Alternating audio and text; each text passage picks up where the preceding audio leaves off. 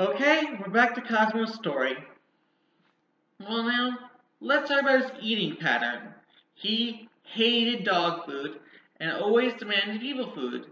Their excuses that upset his stomach, but whatever. He also had a royal taste tester, so I had to get rid of their food before he would eat himself. Not a dog. He was also particular. They sometimes wanted something else, and they would cook special for him. He also had the feeling little kids have with green vegetables. Not really all that odd, though. As I've said, he had stomach issues. The worst was that he was unbelievably flatulent. He gasped so many times a day, he was a gas man. We watched a 104-minute movie, and he farted 67 times. I count, numbers amuse me. The thing was, he fell asleep and did not know how to hold farts that most people can, but there are people who fart constantly and with no remorse. What was amusing was that his fart smelled so bad that he eventually woke up on his own and didn't realize that fart came from him. So he got angry and he moved. He plopped down and fall back asleep and fart again, wake up and correctly guess the source, and move on. Again. Altogether, he moved 27 times. This was also a relatively common occurrence. He would often try to ruin dinner as a nasty joke. We'd be in the kitchen all dinner, he'd run on the table, pop one out, then run back and wait till we noticed the smell. Then he'd run to the entrance of the dining room, then laugh and ran out. It was a very mean joke. Otherwise, his farts were not deemed as his own in his eyes and nose. And if someone else farted, God, would he be pissed off. We stunk, he didn't.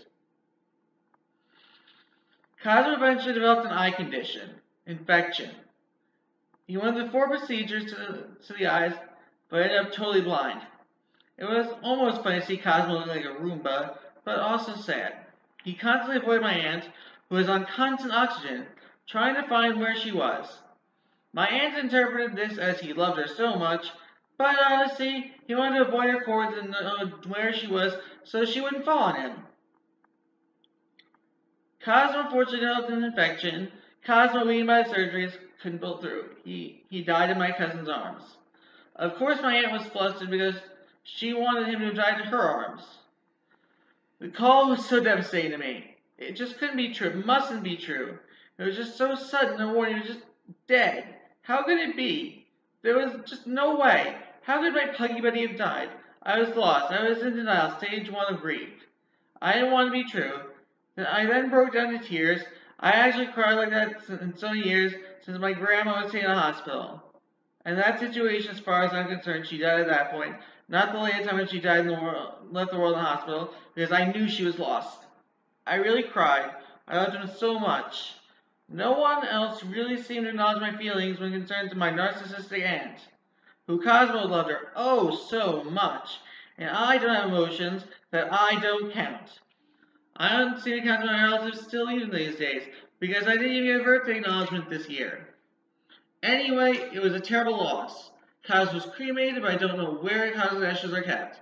The sight probably drove my narcissistic aunt into hysterics. Whatever. Now, why am I telling you this? Well, I got the whole call to the the opening ceremonies of the 2012 London Olympics.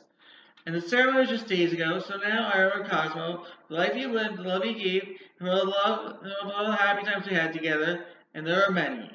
He was a great dog, he was a wonderful friend. I miss him terribly. I have a few words from Melodies of Life in Final Fantasy IX. Our paths they did cross, though I cannot say just why. We met, we laughed, we held on fast, and we said goodbye. Again, I say Cosmo, I love you, and rest in peace.